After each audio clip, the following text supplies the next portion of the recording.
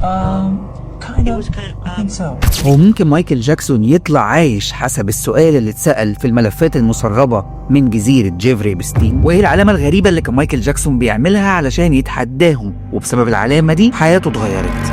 طول الفترة اللي فاتت بينتشر أخبار كتيرة عن مايكل جاكسون، واللي في وقته عمل قلبان في الغنى وفي تاريخ الحفلات والرقص، وكانت طريقته مختلفة تماما. بس أسرار مايكل جاكسون الكتير في حياته خلت ناس كتير تتساءل ويطلع عليه إشاعات قد كده، لحد ما وصلت إشاعة منهم إن هو لسه عايش، وناس كتير اقتنعت بالكلام ده واتأكدت من الموضوع بسبب اللي هقوله لك بعد شوية. انتشرت فيديوهات كتير لحفلات مايكل جاكسون اللي كان بيرفع علامة معينة بإيده، والعلامة دي انتشرت مع ناس تانية كتير من أكتر مشاهير العالم، ومنهم ناس كتير كانت مذكورة في ملفات إبستين. بس هنا مايكل جاكسون ادار عليه ان هو قلب العلامة، وبسبب القلبة دي هو كان فعلا معاهم بس قلب عليهم كلهم، وقرر ان بدل ما يرفع العلامة لفوق ينزلها لتحت كتحدي صريح ليهم واللي بيعملوه في الاطفال. وتقال عليهم ان هو كان بياخد الاطفال دي ويوديهم القصر بتاعه، وبنى لهم مدينة العاب كاملة كتعويض للي هم شافوه في الجزيرة، وكان بيحاول ان هو ينقذهم من اللي بيحصل في الجزيرة باي طريقة ويوديهم لمدينة الالعاب دي جوه قصره، وبيفضلوا عايشين معاه كتعويض ليهم لحد ما يلاقي لهم دار ايتام مناسبة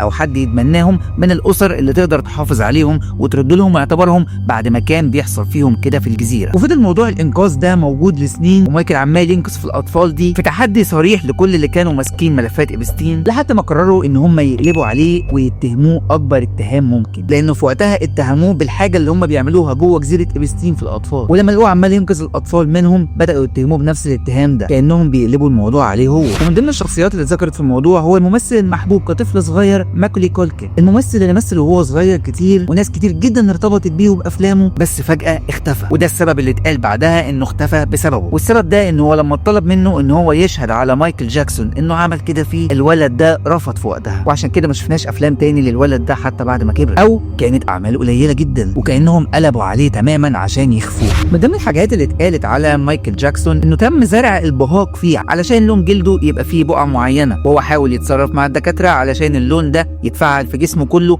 علشان يهرب من البقع اللي موجوده، رغم انها حاجه عاديه وما تعبش، لان ناس كتير جدا عندها الموضوع ده وما فيهاش اي مشكله خالص، وربنا يكون في عونهم كلهم لانها حاجه طبيعيه ومن عند ربنا وما فيش مشكله في التعامل معاها. بس مايكل جاكسون في وقتها قرر ان هو يحاول يفعل اللون ده علشان يمتلك جسمه كله، وفي ساعتها قالوا ان هو غير لون جلده. وعشان كده مايكل جاكسون في حفلاته بدا يرفع علامه معينه، والعلامه دي لانها مكتوب عليها الله، وده بعض التفسيرات اللي اتفسرت بعد كده، وكانه بيوجه رسائل معينه او بيقول انه الله واحد وانه مؤمن بربنا ومش مؤمن ببقيه الحاجات اللي هم بيعملوها في الجزيره دي. بس اللي زود الموضوع صعوبه هو الوثيقه اللي تم تسريبها من ملفات جزيره إبستين، واللي كانت بتتكلم عن مايكل جاكسون، واللي كان فيها سؤال صريح وبيقول هو مايكل جاكسون رجع من الاجازه بتاعته ولا لسه؟ بس المفاجاه في الموضوع ان الوثيقه دي كانت سنه 2013، والحقيقي ان مايكل جاكسون فقد حياته في 2009. وهنا بدات الناس اللي بتتساءل كتير وبتقول هو مايكل جاكسون عايش ولا لا تتاكد من المعلومه دي بسبب الوثيقه دي. انا عادل مجدي، شير كتير جدا للفيديو ده، ولو انت من محبين مايكل جاكسون او لو ما بتحبوش، تفتكر وثيقه زي دي تكون فعلا حقيقيه ويكون مايكل جاكسون لسه عايش، ولا هو فارق حياته من سنين ودي مجرد وثيقه؟ هستنى اجابتك في الكومنتات.